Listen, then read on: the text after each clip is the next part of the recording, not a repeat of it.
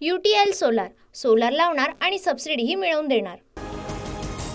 भाजपचे माजी खासदार सुजय विखे पाटील शिर्डी विधानसभा मतदारसंघात वडिलांच्या प्रचारामध्ये सक्रिय। तर शिर्डी मतदारसंघात जाती धर्मावर द्वेष पसरवला तर गाठ माझ्याशी, सुजय विखेंचा इशारा। मातोश्रीवर जाऊन उद्धव ठाकरेंना 2 लाखांचा डीडी द्या, ठाकरेंविरोधात याचिका दाखल करणाऱ्याला कोर्टाचा दणका। बंजारा समाजाच्या महंतांनी दिलेला अंगारा न लावल्यामुळे अपमान झाल्याचा आरोप। भाजपाकडून पक्षप्रवेशाबाबत मला कुठलाही प्रतिसाद नाही, काही दिवस वाट पाहणार, अन्यथा पवारांच्या राष्ट्रवादीतच राहणार। खडसेंकडून भूमिका स्पष्ट, तर शरद पवारांनी राजीनामा स्वीकारला नाही असंही स्पष्टीकरण। एकनाथ खडसेंनी लोकसभा निवडणुकीत भाजप उमेदवारांसाठी काम केलं, खडसे भाजपमध्येच राहतील, प्रदेशाध्यक्ष चंद्रशेखर बावनकुळे यांची प्रतिक्रिया।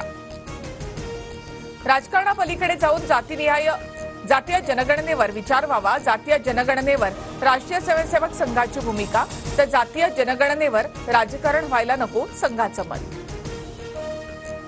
पुण्यातील माजी नगरसेवक वनराज आंदेकर यांच्या हत्या प्रकरणामध्ये धक्कादायक खुलासा, सख्ख्या 2 बहिणी आणि मेहुण्यानेच हत्येचा कट रचल्याची पोलिसांची माहिती, हत्येप्रकरणी 5 जणांना अटक।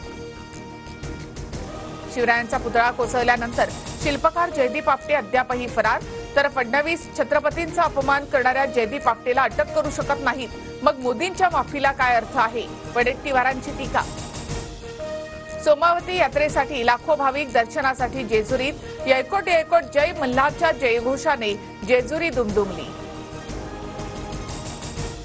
आज महाराष्ट्र, गुजरात, मध्य प्रदेशसह देशातील 18 राज्यांमध्ये मुसळधार पावसाचा अंदाज, पुढील 4 ते 5 दिवस विदर्भ, मराठवाड्यातील काही जिल्ह्यांमध्ये अतिमुसळधार पावसाचा इशारा।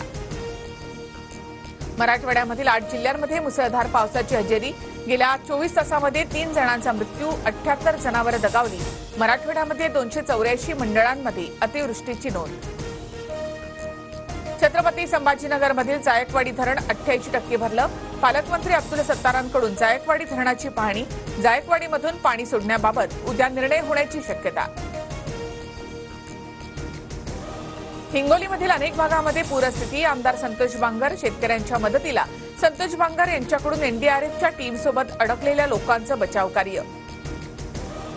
यवतमाळमध्ये पुरातून पूल पार करणं युवकाच्या अंगलट, ऊज नदीला आलेल्या पुरामध्ये युवक वाहून गेल्याच्या घटनेचा व्हिडिओ व्हायरल। परभणीच्या मानवत तालुक्यामध्ये पुराच्या पाण्यामध्ये एसटी बस वाहून गेली, घटनेवेळी बसमध्ये प्रवासी नसल्यामुळे मोठी दुर्घटना टळली, बस चालक आणि कंडक्टरचा जीव थोडक्यात बचावला। UTL सोलार सोलार लावणार आणि सबसिडीही मिळवून देणार।